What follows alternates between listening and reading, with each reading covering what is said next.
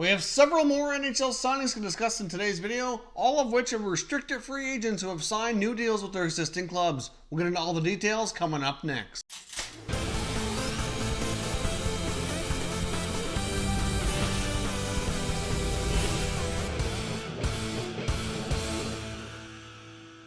Welcome back to Top Shelf Hockey. Now, as I mentioned, we have some breaking news on several NHL signings, all of which are restricted free agents who have come to terms with their existing teams on new contracts. Now, let's get started here. First of all, with the Pittsburgh Penguins signing forward Teddy Blueger to a 2-year contract extension. This is a one-way contract for Blueger, who's going to earn $750K over the next 2 seasons. He finally got his opportunity last year in Pittsburgh, got into 28 games, put up a decent amount of points, and actually looked like he fit in there relatively well.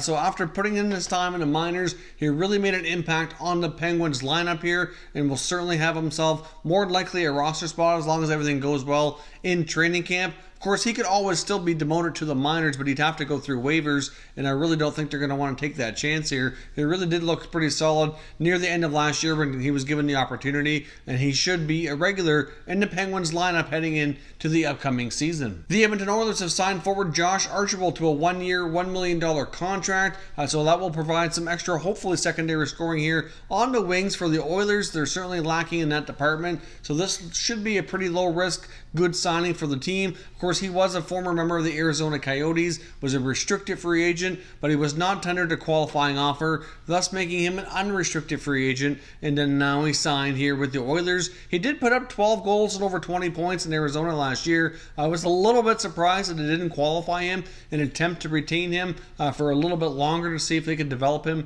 into a little bit more of a player than what he had been so far, but a decent pickup here by the Oilers, I think. Like I said, they're needing some secondary scoring on the wings, and hopefully he can take advantage of the opportunity and provide that. The Los Angeles Kings have signed RFA goaltender Cal Petersen to a 3-year contract extension with an annual value of $858,000. Now, of course, there's a couple of terms here in this contract that are important. First of all, in the first year, it's a 2-way deal, but in years 2 and 3, it becomes a 1-way contract. So obviously for the coming season, he can go down to the minors if necessary, but then after that, he's on a 1-way deal. Now, of course, they have a little bit of a crowded crease with Jonathan Quick and Jack Campbell already in the mix there as well. Of course, we've seen Jonathan Quick have a lot of injuries over the last couple of seasons, so it's kind of created more of an opportunity here for Petersen and Campbell to get more experience, and really, I must say, they didn't do too badly here with the opportunity that they've been given. Petersen did look pretty solid in his limited time last season. Of course, Petersen was originally drafted back in 2013 by the Buffalo Sabres, but never signed with the team, went to U.S. college hockey route, played for the University of North Dakota for 3 years, and then signed with the LA Kings a few years ago as a college free agent,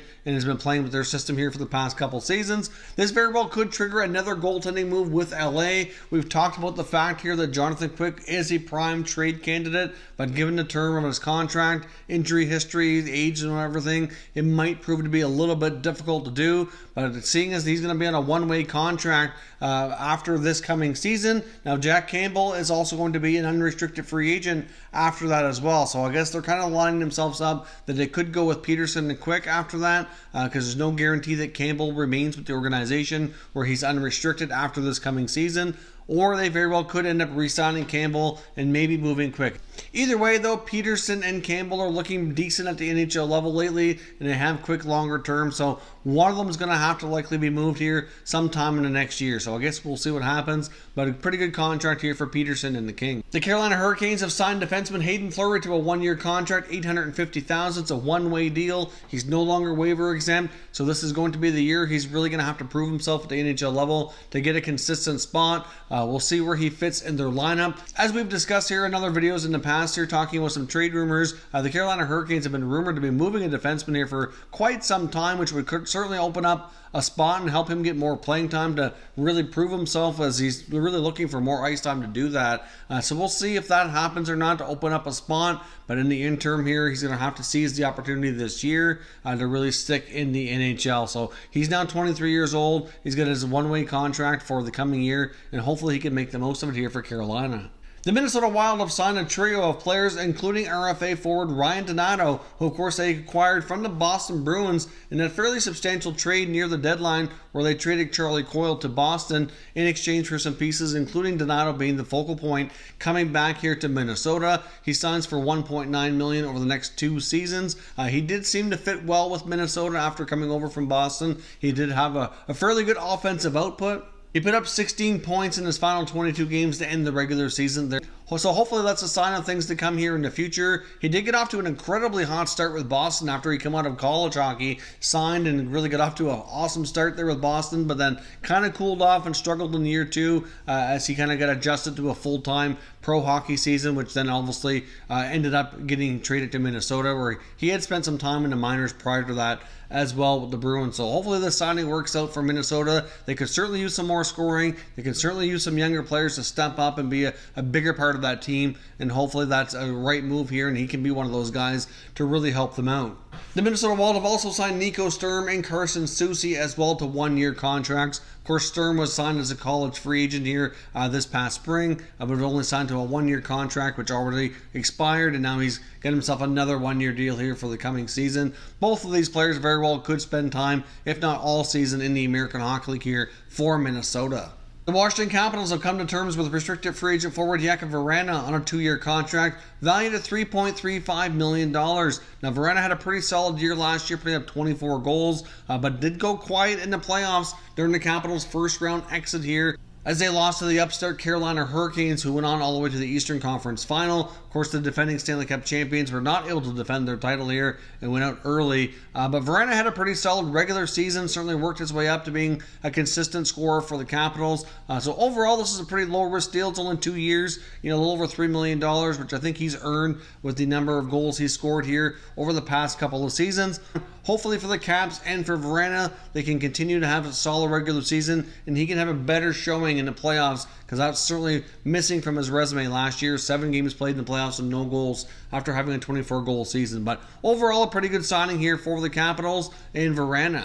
The New Jersey Devils have come to terms with defenseman Connor Kerr on a 2-year contract, making $1.5 million per season. Of course, Kerr kind of bounced around a little bit last year, but ended up in New Jersey and seemed to be a decent fit there. Of course, he was with the Maple Leafs organization for quite some time. Never really got a ton of playing time, but then was later traded to the Dallas Stars, where he was there for part of the year, but then ended up getting moved to New Jersey before the deadline.